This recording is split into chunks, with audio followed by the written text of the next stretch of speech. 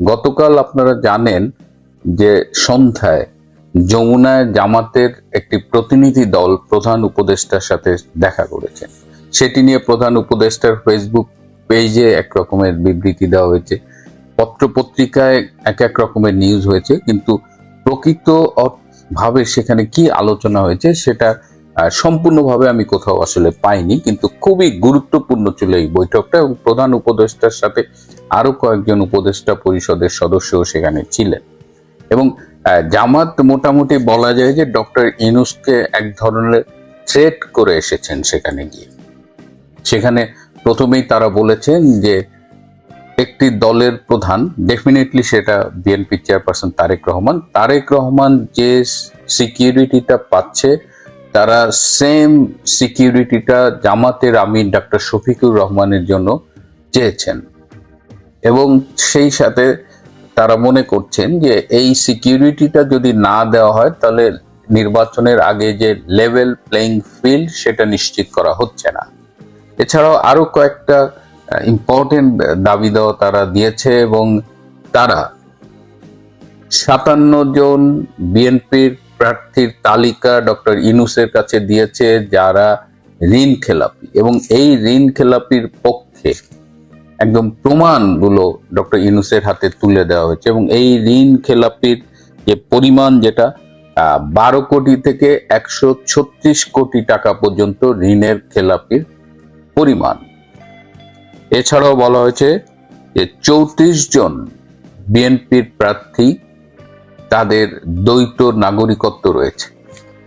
Surprisingly তারা এই 34 জনের প্রমাণ দেওয়ার সাথে সাথে এই 34 জনের মধ্যে বিএনপি চেয়ারপারসন তারেক রহমানের নামও রয়েছে, এবং তারা তারেক রহমান যে ব্রিটিশ নাগরিক তার সপক্ষে ডক্টর ইউনূসের কাছে ডকুমেন্ট দিয়ে এসেছে, এবং তারা বলেছে যে অবিলম্বে এদের বিরুদ্ধে ব্যবস্থা নেওয়া হোক। আরো বলেছেন পরিস্থিতি যাই হোক নির্বাচনের আগে মাঠে সেনাবাহিনী নামানো যাবে না। অর্থাৎ তারা এই মুহূর্তে সেনাবাহিনীকেও বিশ্বাস করতে পারছে না, এবং জামাত হয়তো মনে করছে যে সেনাবাহিনী এই নির্বাচনে বিএনপির পক্ষে কাজ করতে পারে। এবং জামাতের পক্ষ থেকে ডক্টর ইউনূসকে স্পষ্ট জানিয়ে দেওয়া হয়েছে যে তাদের এই দাবিটা, তারা মোট 7টা দাবি দিয়েছে, এবং এই 7টা দাবির পক্ষে যদি তারা দৃশ্যমান অগ্রগতি না দেখে তাহলে তারা এই 12ই ফেব্রুয়ারি নির্বাচনে অংশগ্রহণ করবে না, এবং নির্বাচন পিছিয়ে দেওয়ার জন্য আন্দোলন গড়ে তুলবে। এবং তারা আরো বলেছে যে তারা যে পিআর পদ্ধতি নিয়ে শুরুতে আন্দোলন করেছিল এবং বলেছিল পিআর পদ্ধতি ইনশিওর করা না গেলে তারা নির্বাচনে অংশগ্রহণ করবে না, যদিও পরবর্তীতে পিআর এর দাবি থেকে তারা সরে গেছে। তারা বলেছে যে তারা আবার পিআর পদ্ধতিতে আন্দোলন করা শুরু করবে। অর্থাৎ এই নির্বাচনে জামাতে ইসলাম একেবারে বিএনপি কে ছাই দিয়ে ধরছে, এবং ডক্টর ইউনূসকে মোটামুটি যেটা বললাম যে থ্রেট করে এসেছে যে তাকে অবশ্যই এই ব্যাপারে ব্যবস্থা নিতে হবে। এদিকে আবার বিএনপির নেতৃবৃন্দ গতকাল নির্বাচন কমিশনে গিয়েছিলেন, তারা প্রধান নির্বাচন কমিশনের সাথে মিটিং করে তারাও আবার জামাতের বিরুদ্ধে অভিযোগ করে এসেছেন, কারণ জামাত ইতিমধ্যে এই প্রবাসীদের পোস্টাল ব্যালট নিয়ে যেটা করেছে তার মোটামুটি প্রবাসীদের ভোটের একটা উল্লেখযোগ্য অংশ তারা তাদের নিজেদের গ্রিপে নিয়ে ফেলেছেন, এবং সেই ব্যালট পেপার তারাই ভোট দেবেন, তারাই পোস্ট করবেন, সেই সমস্ত আয়োজন তারা করেছেন। এছাড়াও জামাতের বিরুদ্ধে আরো অনেক অভিযোগ প্রধান নির্বাচন কমিশনারের কাছে বিএনপি জমা দিয়েছে।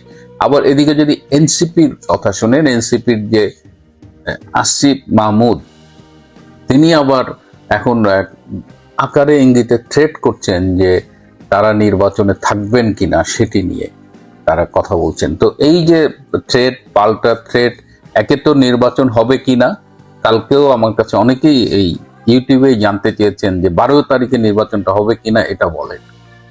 11 তারিখ পর্যন্ত কেউ বলতে পারবে না এই নির্বাচনটা হবে কিনা, এরকম একটা অনিশ্চয়তার মধ্যে। একটা ছোট্ট ঘটনা বলি, আজকে বিএনপির স্থায়ী কমিটির একজন সদস্য তিনি জিজ্ঞেস করছেন, আচ্ছা ভাই 12 তারিখে নির্বাচন হবে কিনা। তাহলে আপনারা বুঝতে পারছেন যে বাংলাদেশে এই 12 তারিখে পৃথিবীর সেরা নির্বাচনটা যেটা করবেন ডক্টর ইউনূস, সেটা কিরকম অনিশ্চয়তার মধ্যে আছে। তার মধ্যে জামাত যে ডকুমেন্টগুলো দিয়েছে, এবং বিএনপি শুধু না, বিএনপি ইভেন এনসিপি বা যারাই বিদেশ থেকে এই নির্বাচনে অংশগ্রহণ করছে, প্রবাসী বা বিদেশি, তাদের সবারই এটা ইনশিওর করা উচিত যে তাদের দ্বৈত নাগরিকত্ব নেই।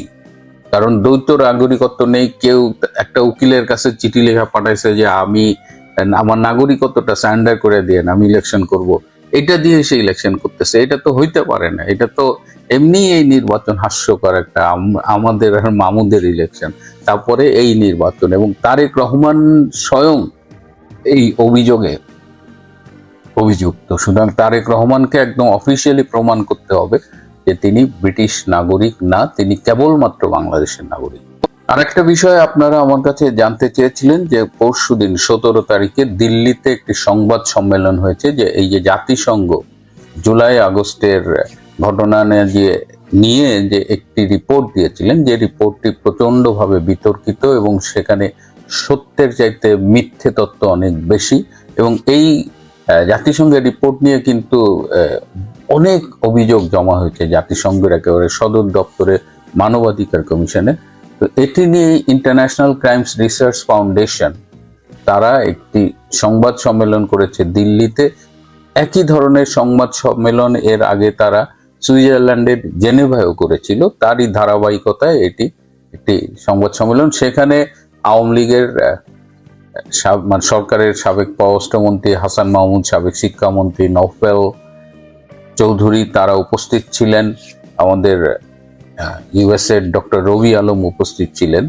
তো এই সংবাদ সম্মেলনটা কিন্তু ইন্ডিয়ায় খুব ভালো কাভারেজ পেয়েছে, এবং দিল্লি হলো একটা ইন্টারন্যাশনাল অনেক নিউজ মিডিয়ার একটা হাব।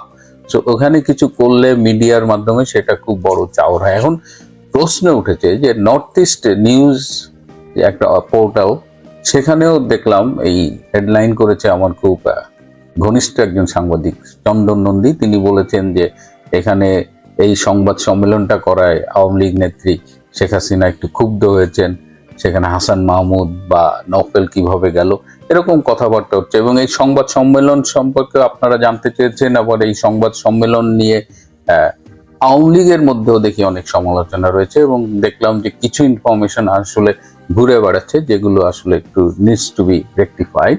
যেমন এই সংবাদ সম্মেলনটা করবার আগে আইসিআরএফ এর পক্ষ থেকে শেখ হাসিনার কাছ থেকে অনুমতি নেওয়া হয়েছে, এবং তিনি বলেছেন এটি একটি ভালো উদ্যোগ। সেখানে হাসান মাহমুদ এবং নওফেল চৌধুরী থাকবেন, সেটিও শেখ হাসিনা জেনেছেন এবং তিনি সেটিতেও অ্যাপ্রুভাল দিয়েছেন।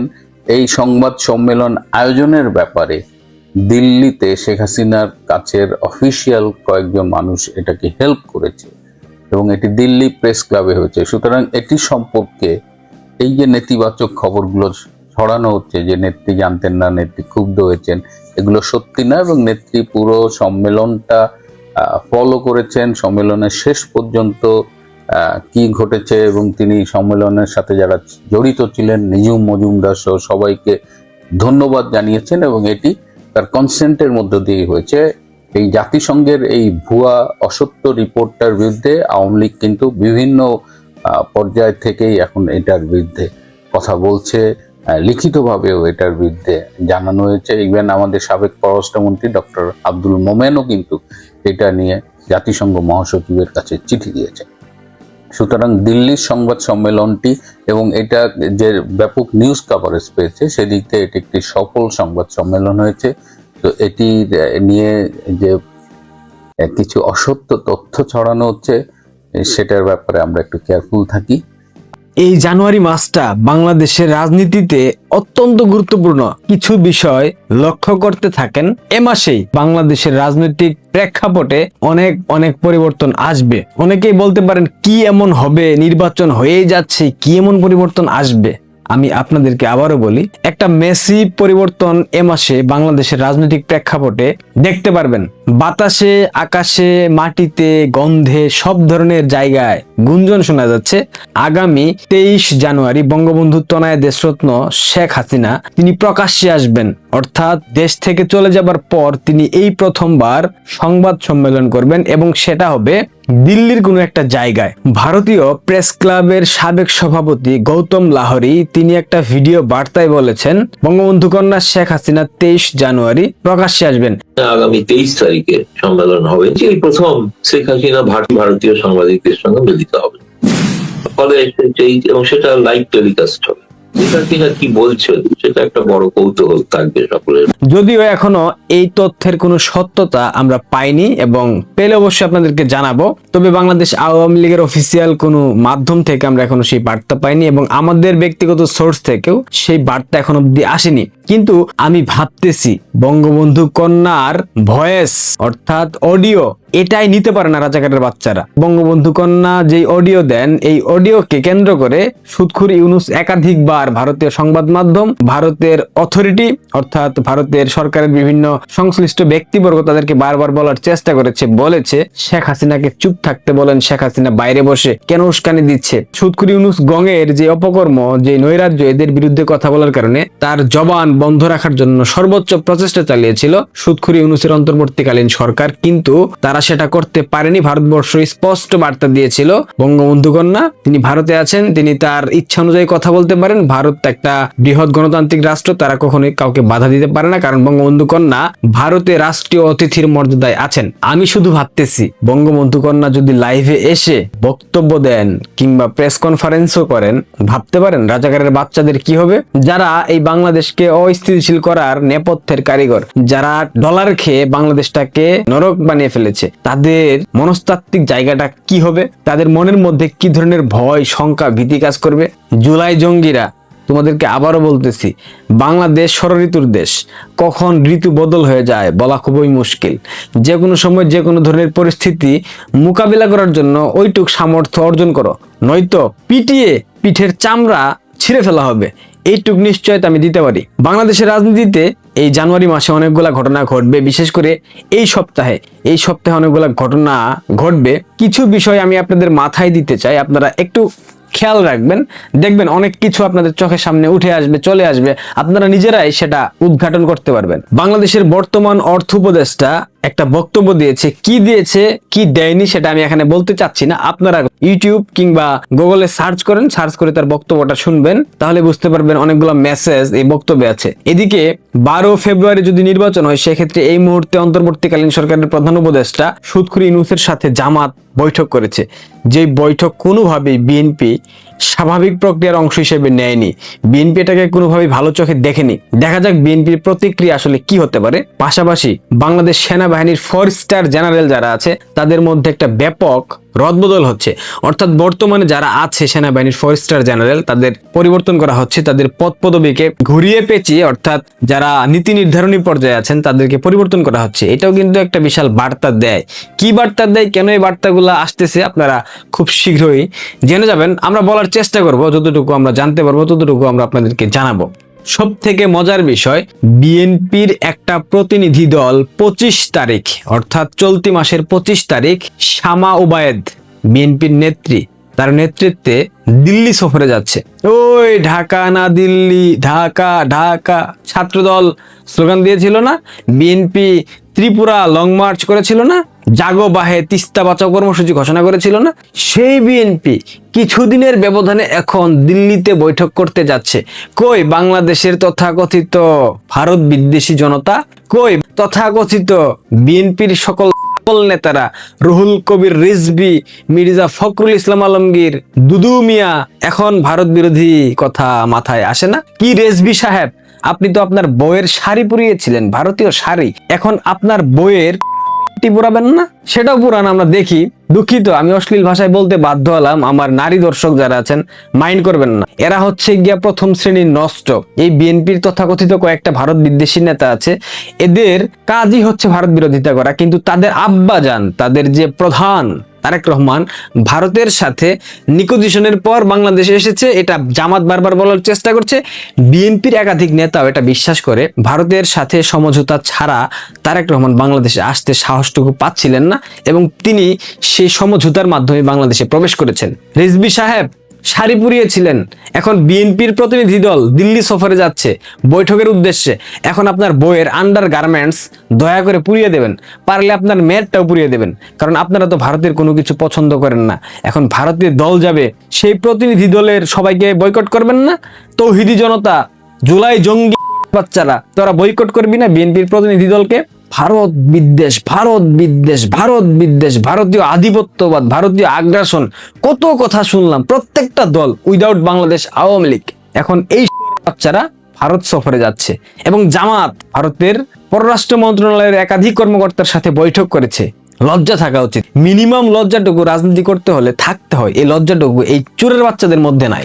আরো একটা গুরুত্বপূর্ণ তথ্য, ব্যাকডোর বিভিন্ন চ্যানেলে বাংলাদেশের বর্তমান সেনাপ্রধান বিভিন্ন আন্তর্জাতিক মহলের সাথে যোগাযোগ করছেন, বিভিন্ন লবি মেনটেন করতেছেন। এখানে অবশ্যই ভারতীয় লবি আছে।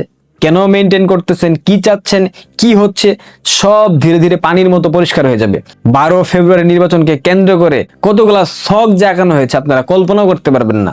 অনেকেই বলতে পারেন বাংলাদেশ আওয়ামী লীগ তো নির্বাচন প্রতিরোধে কোনো ব্যবস্থা নেয়নি, বাংলাদেশ আওয়ামী লীগের কোনো ব্যবস্থা নিতে হবে না, বাংলাদেশের মানুষই এই ভোট কেন্দ্রে যাবে না। নিশ্চিত থাকেন আপনারা, একটা সিম্পল শতাংশের মানুষ তারা ভোট কেন্দ্রে যাবে, তারা উৎসব মুখর পরিবেশে ভোট দেওয়ার চেষ্টা করবে, কিন্তু বাংলাদেশে সেই প্রেক্ষাপট নাই। 40% সমর্থকের একটা দলকে নির্বাচনের বাইরে রেখে নির্বাচন আয়োজন করা হবে, আর সেই নির্বাচনে বাংলাদেশের মানুষ অংশ নেবে স্বতঃস্ফূর্তভাবে, এটা ভাববার কোনো কারণ নাই। ওয়াকার প্রথম শ্রেণীর ক্রিমিনাল, দেখা যাক শেষ টাইমে এসে ইউনূসের সাথেও ক্রিমিনালি করতে পারে, বিএনপির সাথেও ক্রিমিনালি করতে পারে। নিজের জীবন রক্ষার একটা ব্যাপার তো আছে, তাছাড়া পরিবারের তো ব্যাপারটা থেকে যায়, সবার মাথায় তো আত্মীয় স্বজন, পরিবার পরিজন, বন্ধু বান্ধব থেকে যায়, তাই না? আমাদের রাষ্ট্রপতির সাথে আজকে বাংলাদেশে যে নবনিযুক্ত মার্কিন রাষ্ট্রদূত আছে, তিনি টেলিকনফারেন্সে যোগাযোগ করবেন। এইখানেও একটা বিশাল বার্তা আছে, কি আছে না আছে এগুলা পরে বলবো আমি। অনেকগুলা ঘটনা ঘটতেছে এবং এই 7 দিনের মধ্যে আপনারা অনেক কিছু দেখতে পারবেন। আর একটা বার্তা বিএনপির উদ্দেশ্যে দিয়ে যায়, বাংলাদেশের বর্তমান অন্তর্বর্তীকালীন সরকার সাংবিধানিকভাবে অবৈধ, আইনগতভাবে অবৈধ। সংবিধানে 15 সংশোধনীতে তত্ত্বাবধায়ক সরকারের ব্যবস্থা কিংবা অন্তর্বর্তীকালীন সরকার ব্যবস্থা বলে কোনো কিছু অবশিষ্ট নাই। এই সরকারটা সুপ্রিম কোর্টের অ্যাপিলেট ডিভিশনের যে নিয়ম নীতি মেনে গঠিত হয়েছে প্রধান বিচারপতির স্বাক্ষরের মধ্য দিয়ে, এগুলা সব বোগাস। সো এই সরকার যদি সম্পূর্ণরূপে অবৈধ হয় এবং এই অবৈধ সরকারের আয়োজিত নির্বাচনে যেই সকল রাজনৈতিক দল অংশ নিচ্ছে, বিশেষ করে বিএনপি, মাথায় রাখবেন হতে পারে এই নির্বাচনের মধ্য দিয়ে তারেক রহমান প্রধানমন্ত্রী হবেন, কিন্তু কদিনের জন্য প্রধানমন্ত্রী হবেন? 1996 সালে কিন্তু 17 দিনের মাথায় লাথি মেরে ক্ষমতার মসনদ থেকে তাড়ানো হয়েছিল, কিন্তু 2026 সালে এসে এই 17 দিন কতদিন পর্যন্ত টিকতে পারে মাথায় রাখা উচিত। প্রত্যেকটা রাজনৈতিক দলকে যারা এই নির্বাচনে অংশ নেবে, অদূর ভবিষ্যতে এই নির্বাচনকে রায়ের মাধ্যমে অবৈধ ঘোষণা করা হবে এবং রাষ্ট্রদ্রোহিতার অপরাধে সব মৃত্যুদণ্ড হবে। পৃথিবীর কোনো শক্তি তাদেরকে রক্ষা করতে পারবে না। এটা বিএনপির জন্য একটা মেসেজ। বিএনপি যদি বাঁচতে চায়, এই নির্বাচনকে বিএনপির বয়কট করতে হবে, অন্যথায় বিএনপি যদি ক্ষমতাতেও আসে, সেই ক্ষমতাটাও হবে সম্পূর্ণরূপে অবৈধ, কারণ এখনো সংবিধান বাংলাদেশে বলবৎ আছে। যদি 72-এর সংবিধানকে ছুঁড়ে ফেলা হয়, মুছে দেওয়া হয়, সেক্ষেত্রে তারা সবকিছু পরিবর্তন করতে পারবে। কিন্তু যেহেতু 72-এর সংবিধানের ভিত্তিতে নির্বাচন হচ্ছে, সেক্ষেত্রে সংবিধানকে লঙ্ঘন করার কোনো চান্স নাই, সেক্ষেত্রে সংবিধানকে অবমাননা করার কোনো প্রকার সুযোগ নাই। বিএনপি যা করছে, বিএনপির ফলাফল কখনোই ভালো হবে না। ক্ষমতায় আসেন, ওয়েলকাম, রাষ্ট্রপতি, প্রধানমন্ত্রী তারেক রহমান, হোয়াটএভার যাই হোক হন, কিন্তু সেটা কতদিন টিকায় রাখতে পারবেন, কিংবা এই নির্বাচন আগামী দিনে যখন অবৈধ ঘোষণা হবে তখন সবগুলারে ফাঁসির কাস্টে ঝুলতে হবে। Mind it. এই ভিডিওতে ম্যাটিকুলাসলি যে ডিজাইন করা হয়, সে ডিজাইনের আরেকটা পার্ট সম্পর্কে আপনাদেরকে জানাবো। সেই পার্টটা হচ্ছে ওসমান হাদির যে বিচার কার্যক্রম, ওসমান হাদিকে যারা হত্যা করেছে তাদের যে বিচারের জন্য সরকারের উপর চাপ সৃষ্টি করা হয়েছে, সেটা শেষ হয়ে গেছে। ওসমান হাদির বিচার কার্যক্রম আর এগোবে না। অনেকেই বলছেন, কখন বলছে, যখন ওসমান হাদির বড় ভাইকে, ওমর হাদিকে যুক্তরাজ্যের সহকারী হাইকমিশনে দ্বিতীয় সচিব হিসেবে দেয়া হয়। এটা একটা সেই পরিবারের জন্য গিফট, অর্থাৎ হাদির পরিবারের জন্য এটা একটা উপহার। হাদির পরিবার সরকারের এই অফার গ্রহণ করলো কেন? যখনই এই অফারটি গ্রহণ করেছে, যখনই ওসমান হাদির বড় ভাই যুক্তরাজ্যের সহকারী হাইকমিশনে দ্বিতীয় সচিব হিসেবে নিয়োগ পেয়েছে এবং হাদি পরিবার সেটি গ্রহণ করেছে, তখনই সরকারের উপর নৈতিকভাবে তারা আর এই বিচার কার্যক্রম পরিচালনার জন্য চাপ দিতে পারবে না। ইনকিলাব মঞ্চের মুখও এখন বন্ধ হয়ে গেছে। অনানুষ্ঠানিকভাবে বিভিন্ন জন যে একটা দাবি জানাচ্ছিল ওসমান হাদিকে যারা খুন করেছে তাদের বিচার করা হোক, কিন্তু যখনই এটা এক ধরনের কি বলবো, মানে এই পুরস্কারটা, এটাকে অনেকে বলছেন যে ঘুষ দেয়া হয়েছে হাদি পরিবারকে। হাদির বড় ভাই বলেছে যে সরকারের পক্ষ থেকে সরকারের যোগসাজশে ওসমান হাদিকে খুন করা হয়েছে। হাদির জন্য যে সবসময়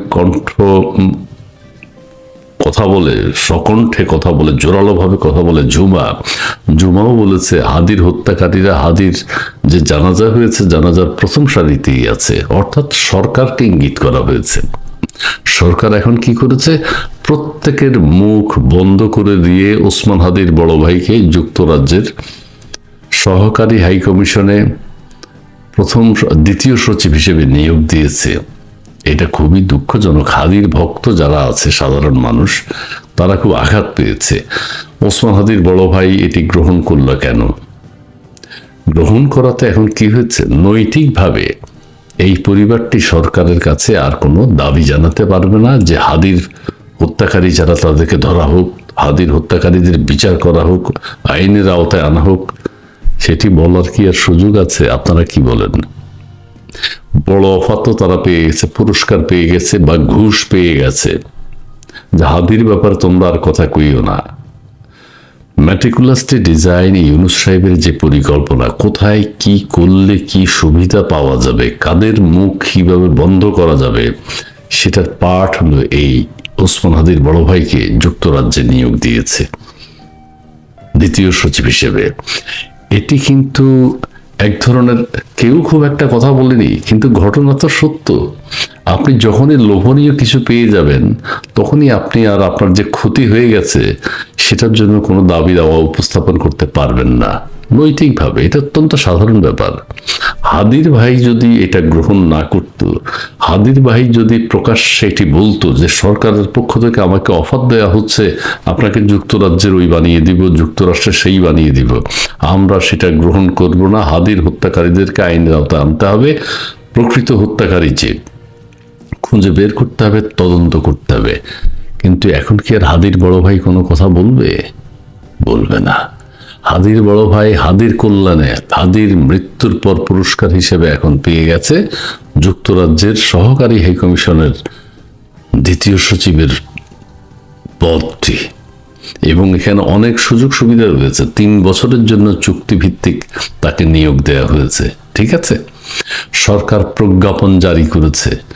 কেউ বলছেন হাদির হত্যাকাণ্ডের বিচার কার্যক্রম শেষ হবে না, কিন্তু যে চাপ সরকারের উপর সৃষ্টি করা হয়েছিল সেটি আর নতুন করে জোরালোভাবে তৈরি করা সম্ভব নয়। কারণ হাদির হত্যার বিনিময়ে তাদেরকে দ্বিতীয় সচিবের পদটি দেয়া হয়ে গেছে।